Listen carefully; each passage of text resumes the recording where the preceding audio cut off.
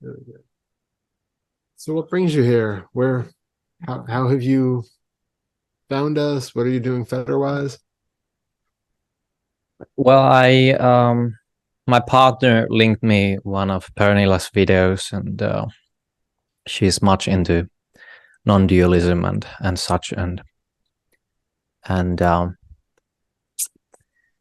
well, I don't know. It came at the right time, and I I I I have experience with meditation, and I think I've been very much like on a spiritual path for a long time, but it sort of comes and goes, and I think like a week ago, through some of these videos, I in a way picked it up again and started to pay more attention to my thoughts and how I identify with them, and then draw my attention more so to my body and its sensations. And um, I've been depressed a lot in my life, and like past months or weeks, quite depressed. And then like past week, as I've been putting more attention to my body, and just like consciously drawing it away from my thoughts, I have noticed that that that sort of identity, or these thoughts I don't identify with and so on, it has become somewhat weaker, and I have not felt so sort of heavily drawn down by such things. And well, I think the reason I'm here now today is this is my first meeting of this sort, and Pernilla advised one to define a group or guide or so on in one of her videos. So here I am, and I think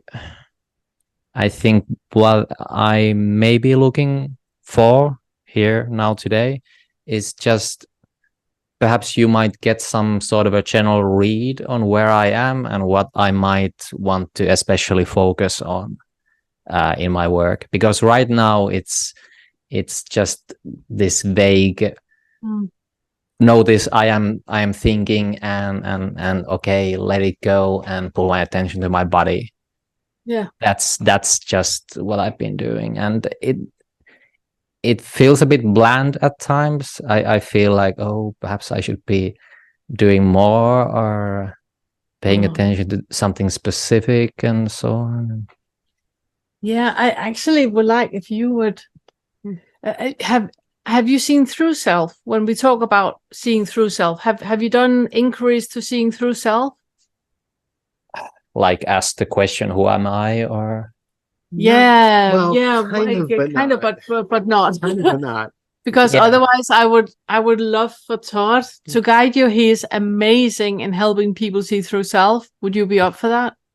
yeah, why not? Thanks. All right. So you've done, it sounds like a who am I kind of inquiry before? Yeah, some. But I must say, like, whenever I've tried it, nothing comes up. So yeah, so were you doing it in the kind of like koan tradition where you just kind of say it over and over again and then wait for the mind to kind of burn itself out trying to figure out? Okay. Was that the kind of style that you were doing with it? Well, not so much. I think it was just posing the question internally and seeing what comes up. And like at least at thought level, I recognize that there is no I can understand that, but I think like experience at the level of experience, it hasn't quite clicked yet. That's what Todd, he's a mastering that. So I would love for you to do that with him. Way to amp up the expectation. Yeah. Everybody sitting okay, bring it on. Of their seat. Come on, Todd. Come on. like Vince, the pressure. Vince, it's gonna be gold. I have no idea what you're saying. It's gonna be gold. All right. So yeah. So what we're going to do is we're going to investigate in this moment what actually feels like a self. What is it that's being falsely taken to be you, Timo? All right. So to do this, I want you to close your eyes, take a few deep breaths, really settle in, focus your attention down into the body, and you can feel like we did at the very beginning with Pernilla's introduction. Feel the weight pulling you down into the chair. Feel your feet on the floor. Feel your butt against the seat. Just feel the kind of heaviness in the body. And allowing the breath to be perfectly normal. Get kind of a clear view of the whole body as a cloud.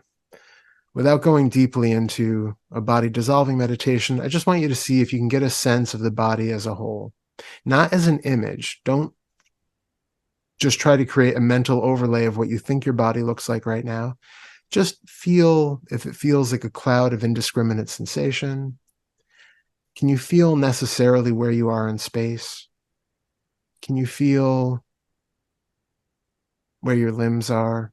Can you feel your arms touching your legs? And if so, just put a little attention there and see if the boundary starts to slip.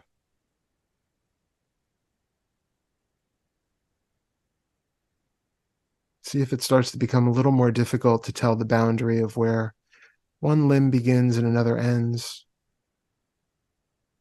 where your skin ends and the air begins.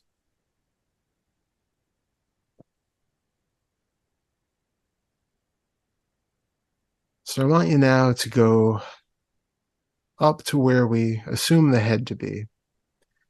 And I want you to start scanning slowly from the top of the head down through the body, or down through the field that we assume is the body.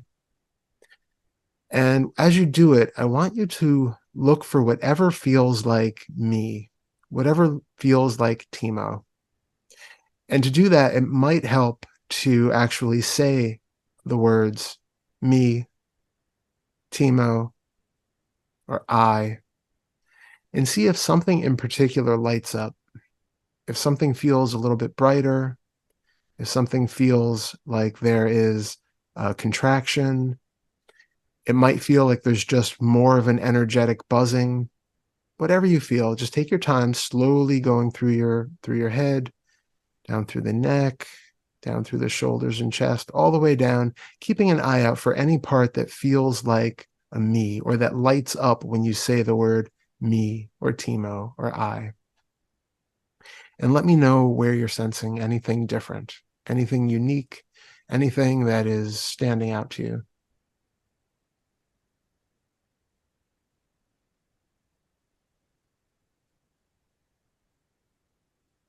I think I feel most pressure in my head, throat, and heart areas. Excellent. So let's take those three. Does it feel like one of those in particular is the self, or does it feel like it's a combination of the three?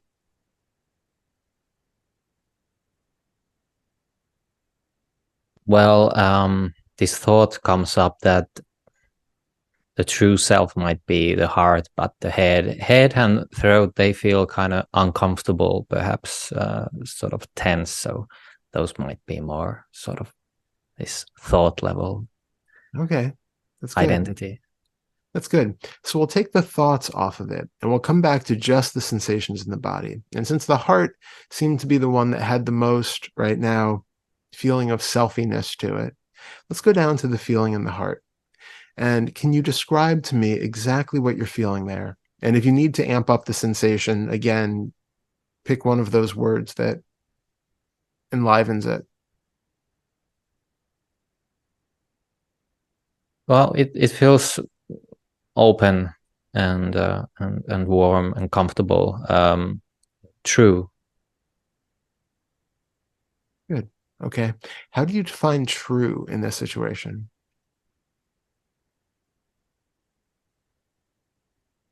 Well, that it's not false. It's not. It is something real, not constricted. It is something that has expanded and open.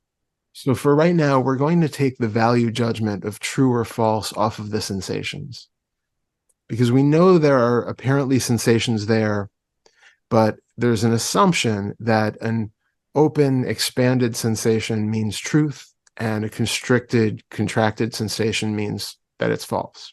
But that's just a thought. We have taken that on as a belief from someplace else. And so we're going to let that one go for right now. And we're just going to come back to what it is that you're experiencing. So right now, you're feeling something that feels open and warm in the chest, right? Right. Can you go further into those sensations and explore that? And as you're feeling what's really there, I want you to ask, is this me? Is this the root of Timo? Is this myself?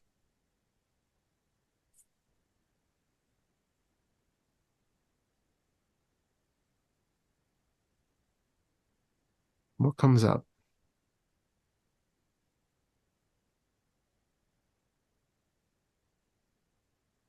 Well, I don't know. I think it's just some speculation at thought level that comes up. Good. So let that go.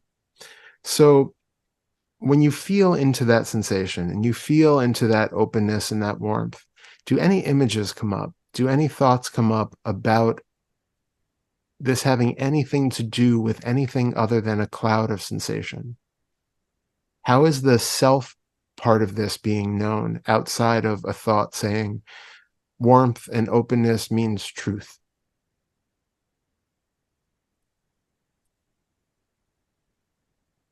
Well, this might be sort of meta level, but I think there is some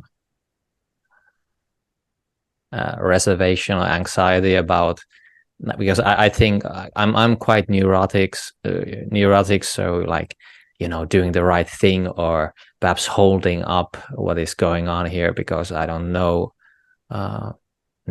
what you are after specifically. That's okay. That's not necessarily important. I'm just Yeah. expressing it that I can notice something like that going on. Thank you for that. Good. So just let that go, because that's just another passing thought. Mm-hmm. We'll leave that aside for right now. Now, I would like you to once again scan from the top of the head down through and notice if those other parts that you had noticed, the behind the eyes and the head and the throat, are they still calling out to you as being perhaps in some way relevant to the feeling of being a self?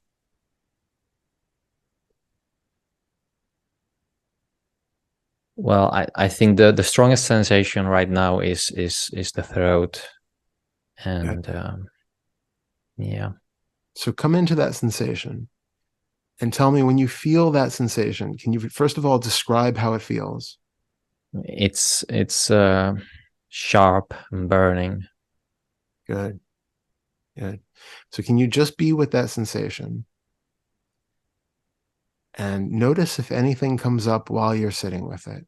It doesn't have to, but just notice if any images appear in the mind, if any thoughts come up, if you hear anything.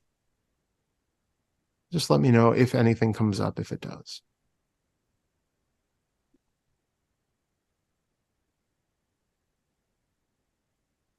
I think it's either fear or anger, and it seems to be connected to the heart. Like when I focus on the throat, then the heart sort of becomes stronger. The sensation there. So when you focus on the intense feeling in the throat, the heart feels warmer and more open? Yeah, it seems so, yeah. Okay. So can you go into that feeling in the throat again and ask the feeling, why are you here?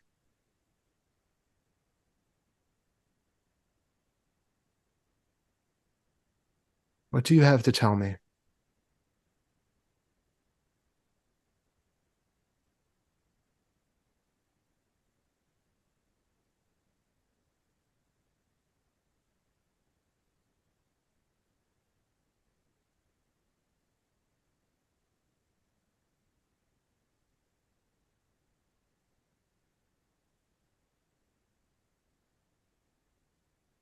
Does anything come up? Well, at least previously I had this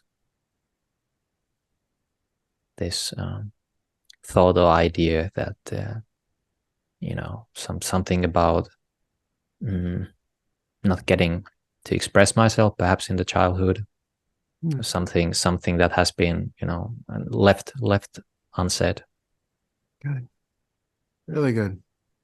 So we're not going to get attached to it like it's a narrative of Timo, that this is a history thing that is going to be it's been a pattern my whole life, and I am somebody who just can never speak their mind and never say what they want.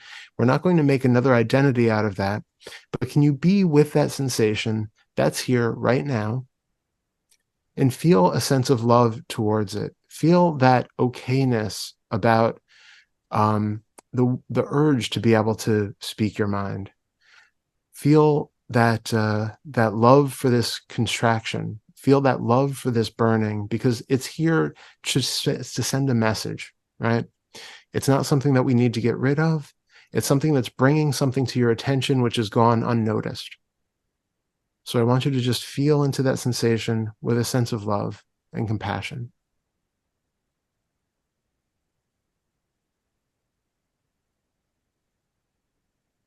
Is it okay for that sensation to be there? Yeah. And do you notice anything going on in your heart while you were doing that, sending love and compassion to the throat? Well, it feels reasonably open and soft.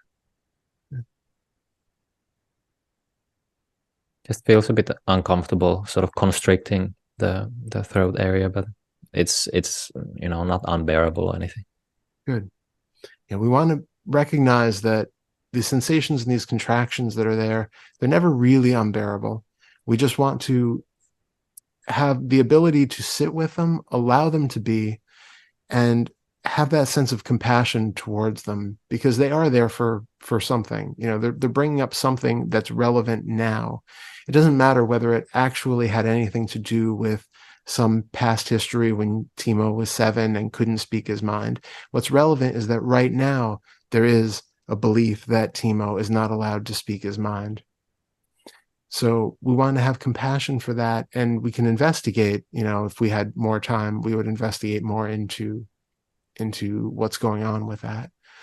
But for the time being, what I would like you to do, because this part of the self-inquiry is something which can really be the linchpin to holding on to those identities, that feelings of identification. And so if we can start to be with and recognize and loosen these emotional underpinnings, they can start to let go of those threads. It's like pulling apart a sweater thread by thread, and it starts to unwind this whole feeling of self-identity. So that could be a large part of it. If you don't have a part that feels very obviously like, this is me, this is where I am located in the body, then it means that you probably have these other emotional contractions that are being experienced. But one thing that I would like you to go away with is to recognize, again, feeling into that sensation in your throat, and recognize that there's nothing about that sensation that is distinctly Timo, right? In the head, the throat, and the heart all came up as potential places that felt the most alive, the most like you, but none of them really felt like, I am definitely here in my throat, or I am definitely here behind my eyes, or I'm definitely here in my heart. Yeah, nothing like that, no. Good. So what I want you to recognize is that the sensation in the throat, even though it is just sharp, burning, seemingly localized to that area, and the sensation in the chest, even though it feels open, warm, expansive, that those are both just sensations. Our designation of them and our judgments of them can be very different. So we could say that the throat feels closed and that feels wrong and that's false. And we can say that the heart feels open and that's truthful. And so that's something right. But those are just thoughts that we have learned and stacked over what are just raw sensations. And so I want you to get curious about and notice that there is no difference in the sensations in the throat and the sensations in the heart in terms of the meaning, in terms of the actual experience of them. And there's nothing there that says one of them is more Timo or me or a self than any other sensation.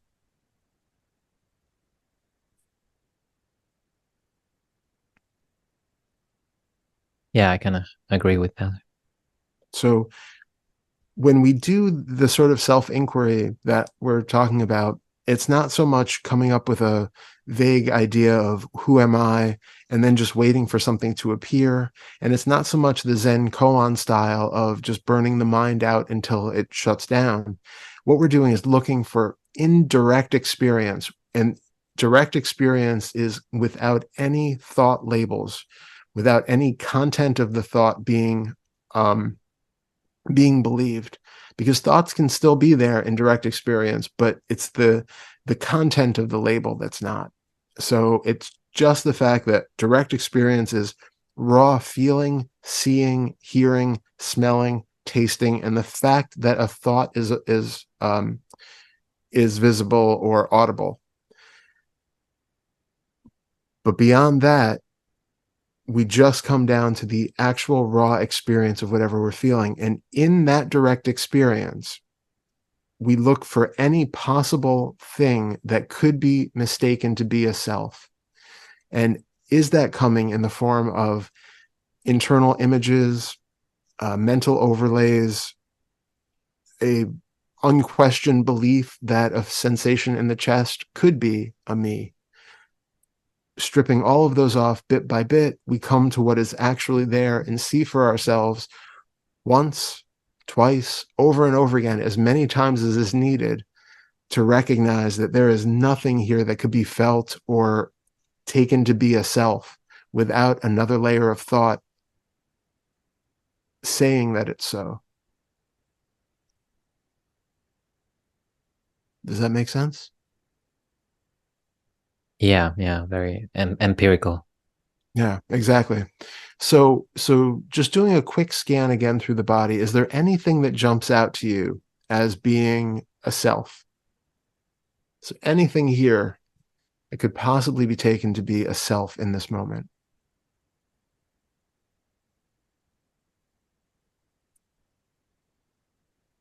Well, it very much depends on the definition of self. Of course, we didn't do that yet, but It does, yeah. but nothing constant or some eternal, always true and always the same way kind of a thing pops up. Obviously, it's just sensations. Yeah, that's it. Do you have a definition of self?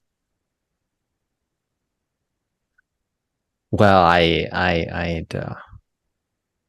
then speak of the formless and how it is oneness and everything, and just yeah. Is that your experience, or is that something you've learned?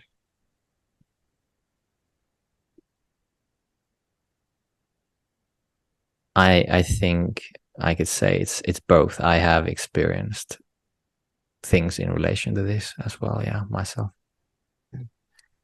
And have you experienced it and then put a label on it of oneness, of, big S self, or awareness or presence, or? Yeah, absolutely. I'm very prone to creating concepts and conceptualizing the reality. Yeah. Does reality need to be conceptualized? No. Does it add anything to it? Not really. I think in the end it's just a game, just entertainment. It is. Absolutely. Yeah, we have a habit of wanting to classify things in order to know them. And it gives us a sense of security when we feel that we know something. And so all of this is grasping at creating a concept so that we feel like we have this thing in a box. Now I'm safe. Now I know what it is. There's no ambiguity left. Even if I don't know what I am as a small self, I know that I am a part of this bigger unity of the cosmos, of consciousness, or whatever. And now I'm not small. I'm not insignificant. I'm not going to die. I'm not going to be vulnerable in any way, because now I'm everything.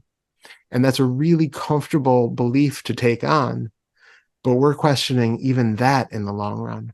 So it's slowly giving up that need to conceptualize absolutely everything, and to be comfortable with the unknown, with the mystery, with the vulnerability of not knowing, the vulnerability of just absolute an okayness with not knowing. It's an equanimity that comes with the need to not classify and to not grasp, because all of those things ultimately run into the face of other beliefs and other people who have contrary experiences. And so it just becomes an endless game where we are always comparing our experiences to others, comparing our systems and concepts to others. And it just leads us down this rabbit hole of never-ending seeking and never-ending self-deception. So that's why we come right back to direct experience and just see what's there, and notice anytime a label gets affixed to it. Every time we want to put on some concept over it, and just let that go and come back to what's really there. Yeah, I think like a lot of my thinking is and has been very compulsive, and just happens by itself, and it probably comes from whatever experiences in the past. I don't really care, but I think like I felt very trained for a long time, very tired. Like I felt that I am more tired than I should be. Like why does it feel like everything's such a burden? And like I'm guessing that it may have something to do with how active my mind is. Yes. Thinking, You know, like it's all the time going to like, Yeah. you know, everywhere. So like if I could just, you know, learn to just be here and now or so, then biologically, the brain uses more energy than, I mean, it's an amazingly calorically dense, source of, yeah. May just Please, some please. that was beautiful. Thank you. Thank you. I really enjoyed that. Thank you. I really enjoyed that. Timo, I was thinking, every time you get the feeling of depression or the feeling of exhaustion, or have that feeling, if you watch this part of the recording and do this inquiry to that feeling, and then look into how do you know what depression actually is. You have a label saying what depression is, or a label saying what exhaustion is. How do you know how that feels in the body? If you detach the label of it, how would you describe it? Because you will find that just like you saw with Janine, that it's coming in waves, and every single wave is different. We can only maintain an experience of what depression or exhaustion is, or migraine for that matter, if we keep the label on it and saying this is, and this is how I know. In your lived experience, how it is in the body right now, when you are depressed or when you are exhausted, if you really feel into what is happening in the body, you will see that it's something completely different. And there's a humbleness to that does not align with being a very conceptual person. I am too a very conceptual person. I am too very much liking things in small, neat boxes and have seen them from every single angle. I really enjoy that. So I completely understand you. I'm completely on board with you, and I'm very much exactly like you. What I have found helpful is to question what I know, because like Todd just said, we do not know. We have no idea. We think we know, and we are very comfortable thinking that we know. But when you really, really look into it, you only know the label. You don't know what is actually the lived experience of it. Yeah, I hear you. Like just in the past week, I as I said, like I felt some, release from the heaviness and so on. Just sort of recognizing that, like, if I feel a certain way, like in the morning, for example, I might feel tired or heavy or old, like I'm just, the years are piling up and I'm almost 40 and ancient. So, like there is this certain kind of a state that I have learned to associate with thinking a certain way. I can really like start to see that, like experientially. Yeah, exactly. Experientially, yes. Yeah. So that's cool. Like I feel like I can see through that much better than before. So it doesn't sort of lull me to sleep and like totally believing. Yeah, I love that story. Yeah. Isn't it fascinating too when you start to like take off that label of depression, heaviness, oldness, or something like that? Sorry, letting somebody in.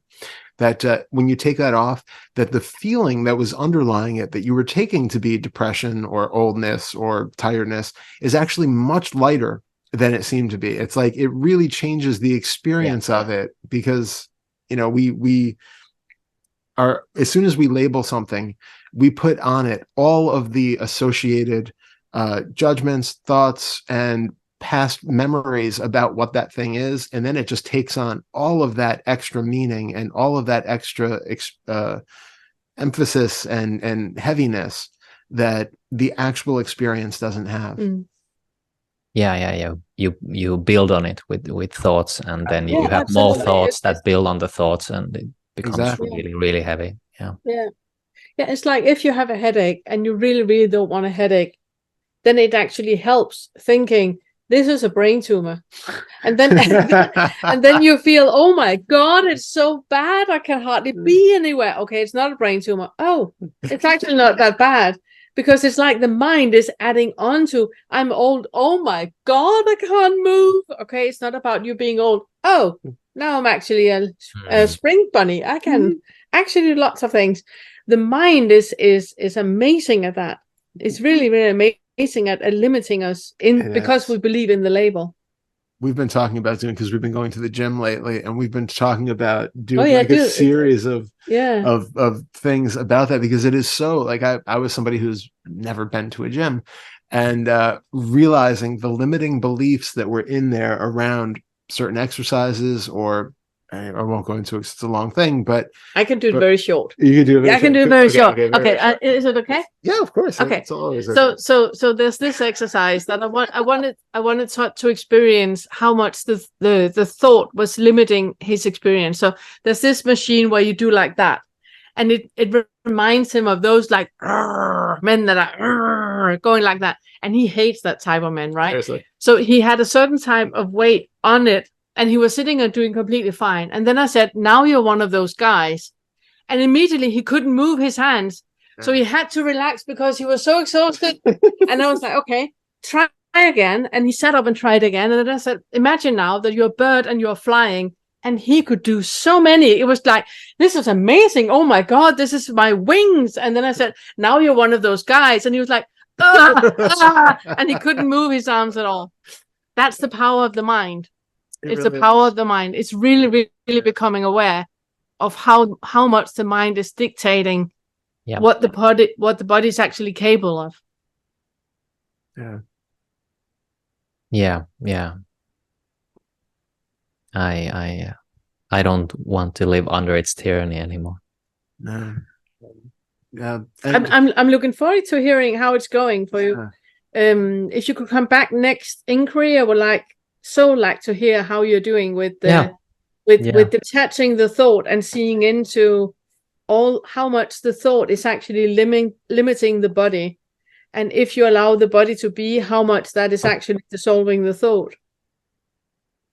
Yeah. So basically continue as I've done, just drawing the attention to the bodily sensations. And listen back to this part of the, you can either, make a timestamp on it so you can hear it over and over, or record it so you have it.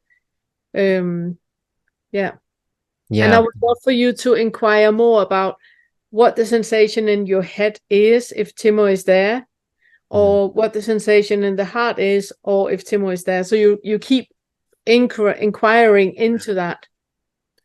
Yeah, I'm always a big proponent of throughout the day, at any point, it doesn't have to be formal inquiry. At any point as you're walking around, if you suddenly start to feel like Timo, you start to feel like, okay, well, this is definitely me. There's definitely a self here. Just stop, look inside and go, where is it? What is happening right now that is making me assume that there's a self here right now? And then just get really curious about all of the different aspects of your sensory experience at that moment, and see if there is, in fact, anything there that's giving you that impression. Yeah, I like what Ellen Watts said with that. The sense of self is just a contraction in the body. Yeah, it's a persistent muscular contraction or something to that effect. Yeah. Squinting the eyes, tensing the face. Yeah. And even things like we could have tension in like the butt or in the back or something that are just there holding up the structure, and we take that to be, well, I'm here.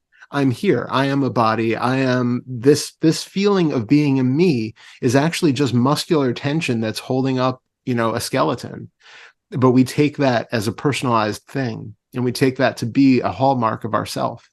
And so it's recognizing even in that, even in what feels like a physical sensation, is that physical sensation me, or is it just physical muscular tension?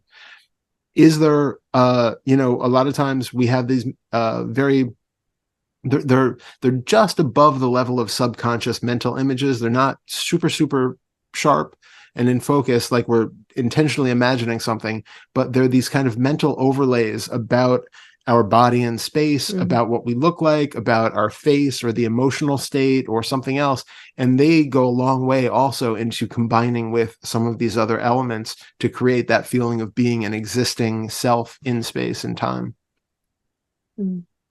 So we get curious and we analyze and dissect all of it. Yeah.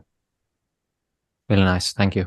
Amazing. Yeah, really good. So happy to meet you. Really good meeting you. Yeah, likewise. I'm happy. Thank you.